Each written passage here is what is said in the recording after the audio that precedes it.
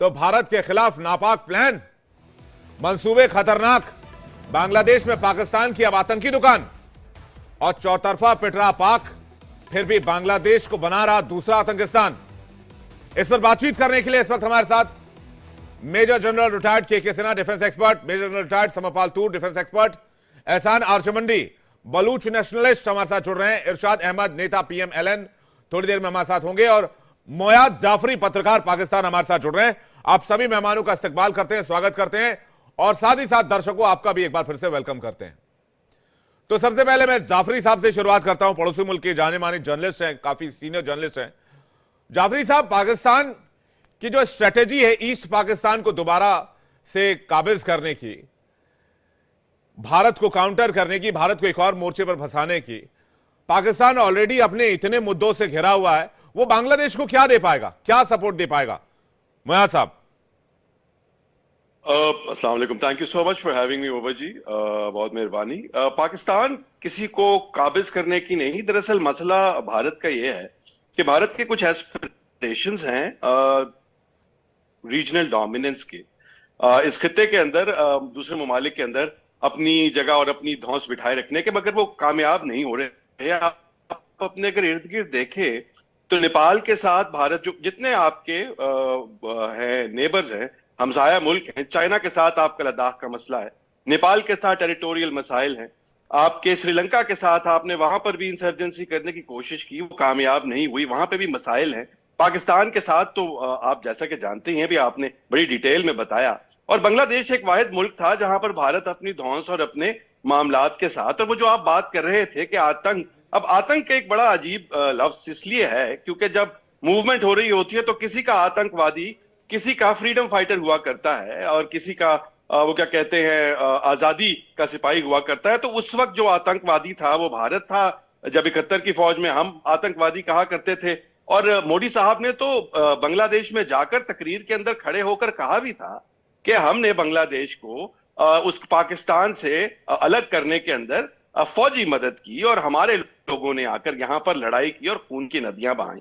तो अब वो जब मामला खत्म होने को आया है तो ये एक नॉर्मल, जिस तरह से दो ममालिक की आपस में एक खित्ते के अंदर, एक रीजन के अंदर बातचीत और आपस के अंदर जो ताल्लुकात है उसको बेहतर बनाने की कोशिश होती है, वो है क्योंकि वो बहुत सारे अरसे से जो बांग्लादेश के अंदर रजीम थी और जिसके अंदर इंसानी हुकूक की इतनी खिलाफ वर्जियां की गई, जैसा कि आप जानते हैं, उनके सियासतदानों को दिहाइयों से जेल के अंदर बगैर किसी सबूत के रखा गया। जी जाफरी साहब, 2021 में मामला, 2021 की बात थोड़ी सी मुकम्मल कर लूं, जल्दी से, मैं थोड़ी सी बात मुकम्मल कर लूं। तो बुनियादी तौर के ऊपर ये जो आप सब देख रहे हैं, ये कोई हॉस्टिलिटी नहीं है, ये कोई अग्रेसिव स्टेप नहीं है। पाकिस्तान के साथ आप किसी और मुल्क की बात कर लें, ईरान की बात, अब भारत का और ईरान का भी मामला जो है वो खटाई में पड़ा, चाबहार किस तरह से खत्म हुआ वो भी आप जानते हैं। तो मेरा ख्याल जाती तौर पर यह है कि अगर आप भाईचारे, अगर आप दोस्ती और अगर आप बराबरी की सतह पर ममालिक के साथ डील करने की कोशिश करेंगे तो आपको अच्छे फल मिलेंगे। जहां आप डोमिनेट करने की कोशिश करते हैं तो वहां पर मसाइल होते हैं। भारत को, पाकिस्तान, आपने तालिबान को डोमिनेट करने की कोशिश नहीं की। अगर आप एक डोमिनेट वर्ड का यूज कर रहे हैं तो जाफरी साहब मुझे बता दीजिए, आपने तालिबान को डोमिनेट करने की कोशिश नहीं की। आपने नहीं कहा कि हम पाकिस्तान तालिबानियों के बड़े भाई और अब हमारा जो भाईचारा है वो अफगानिस्तान में दिखेगा। की थी कि नहीं की थी? उसके बाद आपने ये एयर स्ट्राइक की ना अपने लोगों पर, अपने भाई के ऊपर।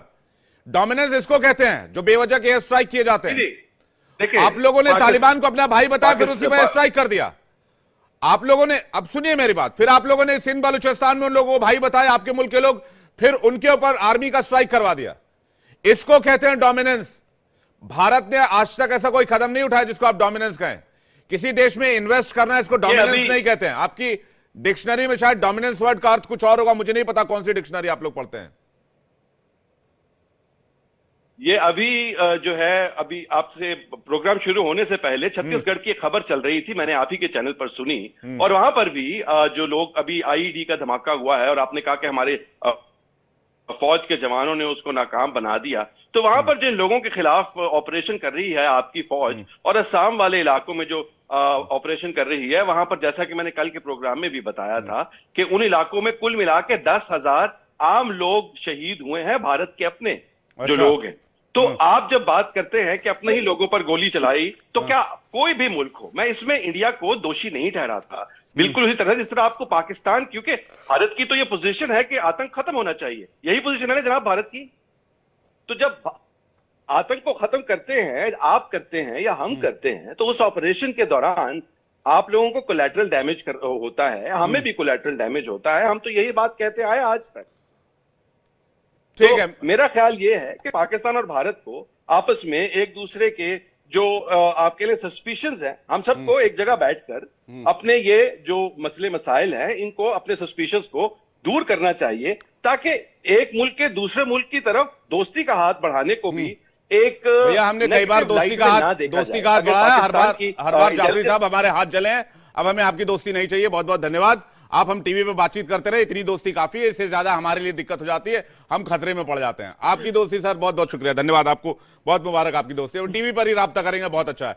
मैं major general retired K Sinha sir के पास जा रहा हूं। इरशाद अहमद भी हमारे साथ जुड़ गए हैं इस वक्त डिबेट में। सिन्हा साहब बता रहे हैं कि दो ममालिक, दो देश बायलैटरल टॉक कर रहे हैं, दोस्ती बढ़ा रहे हैं, इसमें कोई ऐतराज वाली बात नहीं होनी चाहिए, लेकिन प्लानिंग प्लॉटिंग ये चल रही है कि भाई सांप भी मर जाए और डंडा भी ना टूटे। जय हिंद। देखिए विवेक, हम पाकिस्तान से आपके चैनल पे बहुत सारे लोग बैठे हैं और आपके माध्यम से मैं उनकी तरफ मुखातिब होकर बताना चाहता हूं कि आपने जो बोला कि दो देश हैं वो एक दूसरे के साथ बायलैटरल टॉक करना चाहते हैं, वो देश जो आज से 53 इयर्स पहले जिनके बहु बेटियों को 10 बिलियन बहुत बड़ी संख्या होती है, इनकी जो इन्होंने किया, भारत ने क्या किया वो तो आप जानते ही हैं। क्या किया था आज से 50 साल, 50 का ही दशक ले लें कि वो बहुत बड़ा सेंचुरी का आधा हिस्सा होता है उसके पहले, और आज ये रीसेटिंग करने के लिए तैयारी कर रहे हैं। इसका कारण क्या है और किस लिए हो रहा है और हम क्या देख रहे हैं? देखिए क्या हो रहा है कि भारत का एक स्टैंड था कि हमारे वो जो इलाके हैं जो हमसे कट के गए थे वो आने चाहिए। वहां की शुरुआत तो आप देखिएगा पीओके की बात जब हम करते हैं या हम गिलगित बाल्टिस्तान की बात करते हैं, उसके अलावा सिंध भी हमारा ही हिस्सा था, पंजाब का कटा हुआ हिस्सा हमारा ही था। ये सारे के सारे आप देखेंगे कि आने वाले समय में 21वीं सदी में क्या होता है, पूरे विश्व के अंदर में जो जद्दोजहद चल रही है और आज पाकिस्तान के अंदर में इसकी तिलमिलाहट है। अब आप देखते हैं जिनके बहु बेटियों को रेप किया गया, जिनके वहां पर क्या चीज है, इस्लामिक ब्रदरहुड लेकर आए हैं ना। आपने बताया कि भाईचारा, बांग्लादेश पाकिस्तान का एक बड़ा भाईचारा होगा, इसका क्या है, what is the genesis of this? क्या हो गया 53 इयर्स के बाद इन्होंने किया था? इन्होंने ट्राई किया था 71 के 4 साल बाद भी। 1975 में यदि आपको याद होगा, जो बंग बंधु हैं शेख मुजीबुर रहमान, उनका कत्ल कर दिया गया था। उनकी जो वाइफ थी, उनके 3 बेटों की, शेख हसीना उनकी बेटी थी, वो जो वहां पढ़ रही थी जर्मनी में, इसके बाद वो बच गई और बच के आई तो बांग्लादेश के वो लोग जो मैक्सिमम थे, और कौन करवा रहा था? जमाते इस्लामी, राजाकार, और एक बहुत बड़ा जिसकी बात मैं आपके माध्यम से करना, हिजबुत तहरीर की शायद आप चर्चा नहीं किया। हिजबुत तहरीर ये आईएसआई का वो हिस्सा है जो फिलिस्तीनियों से आया था और उसका है कि इस्लामिक कैलफेट बनाने का, और बांग्लादेश उसी तर्ज पे क्योंकि आज की जो चीजें आप बांग्लादेश में देख रहे हैं वो केवल इस्लामिक कैलफेट का वो एक सपना है कि हमारे अंडरबेली में। और आपने एक बहुत बड़ी बात कही, आपने कहा कि 4094 किलोमीटर का हमारा हम 5 राज्यों से इनको घेरे हुए हैं। नीचे की बात आप नहीं की, नीचे की जो बे ऑफ बंगाल है वो हमारे स्ट्रिंग है। इन्होंने कहा कि स्ट्रिंग ऑफ पर्ल्स चाइना बोलता है, उनके बहकामे में आकर के चाइना का सा है, इसलिए पाकिस्तान के पास अभी ये भेज रहे हैं। वो कहते हैं हमने न्यूक्लियर अम्ब्रेला चाहिए पाकिस्तान से, क्यों हमको भारत से खतरा है। बांग्लादेश ये बात कर रहा है। इसके अलावा मिलिटरली अभी शुरू करेंगे ये ट्रेनिंग पहली बार 53 इयर्स के बाद। तो होता है ना, कहते हैं जब कुत्तों को मौत आती है तो वो भागते हैं उस तरफ, या तो जब आपकी मौत आती है तो आप छलांग लगा देते हैं, जहाज जब डूब सिंक करता है। बांग्लादेश एक उभरता हुआ कंट्री था क्योंकि भारत उसको अपने लैप पे लेकर के सींचता रहा है 53 इयर्स। और मेरे पाकिस्तान भाइयों को ये पता है कि देखिए हम भी आपको भी सीखते रहे, बांग्लादेश को हमने खड़ा किया, बांग्लादेश की इकोनॉमी बहुत ऊंचा जा रही थी। अब वो कहते हैं कि हम पाकिस्तान से कॉटन लेकर के कपड़े बनाएंगे। अरे भाई, पाकिस्तान तुमको कॉटन दे देगा, क्योंकि इकोनॉमी तो पूरी डिपेंडेंट, 40% हमारे यहाँ से कॉटन जाती थी। यदि हम कॉटन ही यदि हम कर दें, विवेक, इसको एक्सक्यूज करना हो, छोड़िए वेपनाइजेशन, हम बांग्लादेश की क्या बात करें। आपने देखा 2 पाकिस्तान जब खड़ी थी तो आपने बताया 93,000 ने सरेंडर कर दिया। तो आज के दिन में ये 2 अलग कंट्रीज हैं, वो पूरी की पूरी हमारे ऊपर डिपेंडेंट हैं। तो ये क्या करेंगे। हाँ, इनको हम रूप फोल, क्यों हमें भी पढ़ना है ना कि स्ट्रेटेजिकली क्या मूव है इनका। ये कह रहे हैं कि सीज JF-17 हम पाकिस्तान से, थंडर फाइटर जो चाइना का है, वो हम 32 खरीदेंगे। इनके डेलीगेशन जाती, तो भारत बहुत क्लोजली इन चीजों को देख रहा है। ये है गीदड़ों की जब मौत आती है तो ऐसे ही ये इनकी भी ऐसे ही मौत आई है, और यही है बाल्कनाइजेशन। अभी पाकिस्तान का आपने बताया ना, बलूचिस्तान जा रहा है, सिंध जा रहा है, वहां आपका जिस तरह से TTP है, जिस तरह से तालिबान कह रहा है कि पाकिस्तान में अटक तक का इलाका हमारा है। तालिबान कह रहा है अटक तक का इलाका हमारा है, हम डूरंड लाइन को नहीं मानते हैं। डूरंड लाइन को नहीं मानते। अरे डूरंड लाइन खा जाए वो ये लोग कहते हैं ना कि वहां पर अफगानिस्तान में वो लोग हैं, तो जो वहां पर काबिज हैं आज में, ये इन लोगों के डीप स्टेट ने बनाया था। और पाकिस्तान कहता था कि हमारा डेप्थ है, वो स्ट्रेटेजिकल डेप्थ अफगानिस्तान। क्या हो गया जी, आज वहां पर तालिबान है, वही तालिबान का हिस्सा है।